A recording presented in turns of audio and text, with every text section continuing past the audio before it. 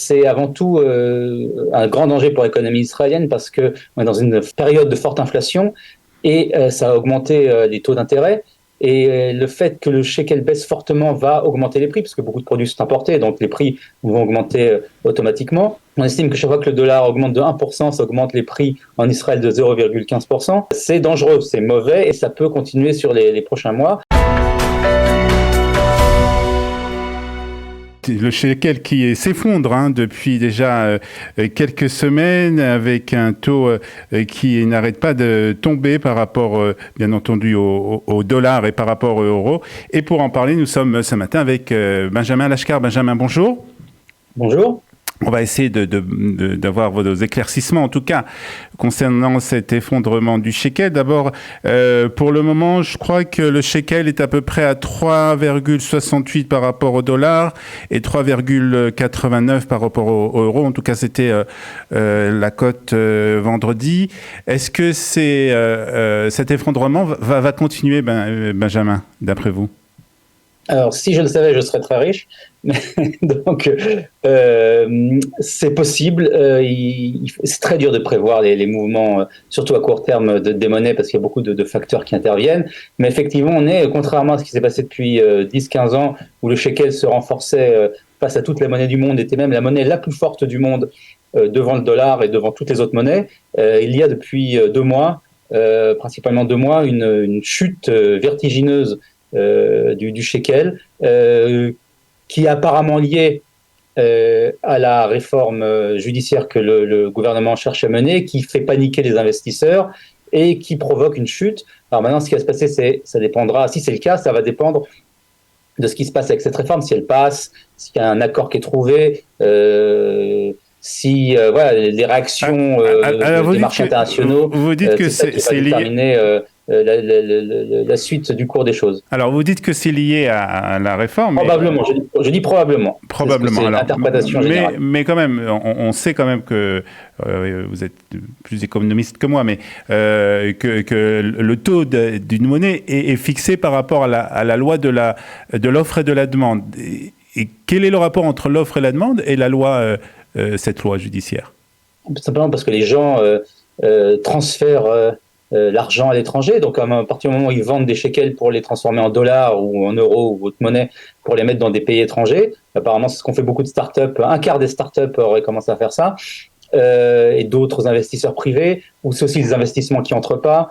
Donc c'est ça qui fait baisser à court terme en tout cas le shekel. Donc c'est un mouvement, ces mouvements d'argent qui se font sentir déjà depuis quelques semaines, particulièrement dans le milieu de la high-tech israélienne, qui font que le dollar est plus fort, que l'euro est plus fort. Alors c'est une bonne nouvelle, on va dire quand même, il faut le signaler, puisqu'on en avait parlé lorsque le shekel était très fort et que l'euro avait baissé. C'était une mauvaise nouvelle pour les retraités. Cette fois-ci, on va dire que c'est une bonne nouvelle pour les retraités qui touchent leur retraite de la France en euros. Par contre, pour les consommateurs israéliens lambda, pour nous tous en fait, on risque d'avoir des augmentations très prochainement lorsqu'on va se rendre au supermarché, mais pas seulement en fait. C'est plus que ça. Effectivement, donc c'est une bonne nouvelle pour les retraités Olim, mais bon, c'est quand même pas une énorme partie de la population.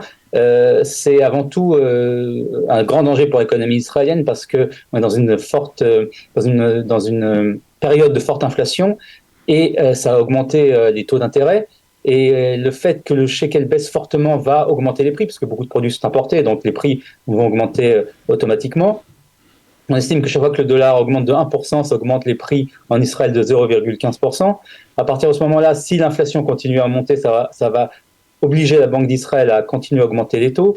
L'augmentation des taux, mauvaise pour la croissance, mauvaise pour l'emploi, mauvais pour les gens qui remboursent des prêts immobiliers. Ça veut dire qu'ils vont payer encore plus cher. Déjà, ils payent en moyenne maintenant 1000 shekels de plus que ce qu'ils payaient il y a 1 an par mois. Donc, vous voyez, ça qui peut provoquer ensuite des défauts de remboursement, une crise bancaire. Enfin, donc, il y a beaucoup de dangers qui sont liés à ça. Ça peut provoquer un effondrement en chaîne. Je ne pense pas qu'on en est là parce que l'économie israélienne est solide, mais c'est dangereux, c'est mauvais. Et en tous les cas, ça provoque déjà une augmentation du chômage qui est encore faible, mais on est quand même passé de 3,9 à 4,7. Et ça peut continuer sur les prochains mois. Tant que l'inflation n'est pas maîtrisée, c'est le mandat de la Cour de la Banque d'Israël de lutter contre l'inflation, c'est son mandat le plus important, et elle va continuer à augmenter les taux parce que c'est l'arme numéro un. Ça a aussi des effets sur l'immobilier, c'est ça qui va...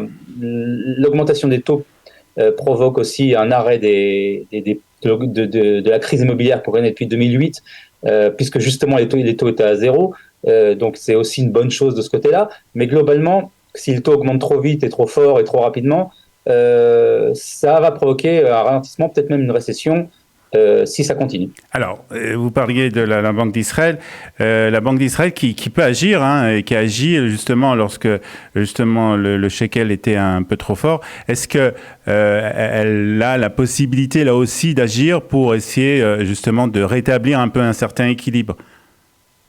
Son arme principale, donc, c'est les taux d'intérêt. Ils ont aussi, à une époque, acheté beaucoup de devises pour essayer quand le shekel montait, justement pour enrayer la hausse du shekel, ils ont essayé d'acheter beaucoup de devises. Ça n'a absolument pas marché. Là, il faudra en vendre, en fait. D'argent. Là, il faudra en vendre. Donc, en fait, ils vont rien faire d'autre que s'occuper du taux d'intérêt et le monter encore un peu plus que ce qui était prévu, probablement jusqu'à 5%.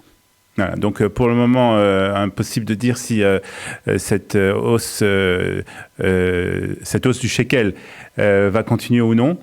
La baisse du shekel, pardon.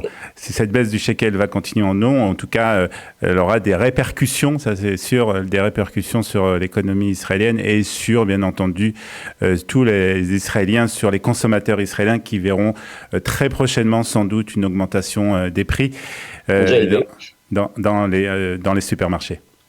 En tout cas, voilà. Merci Benjamin pour ces explications et Boker Tov. Merci beaucoup, bonne journée.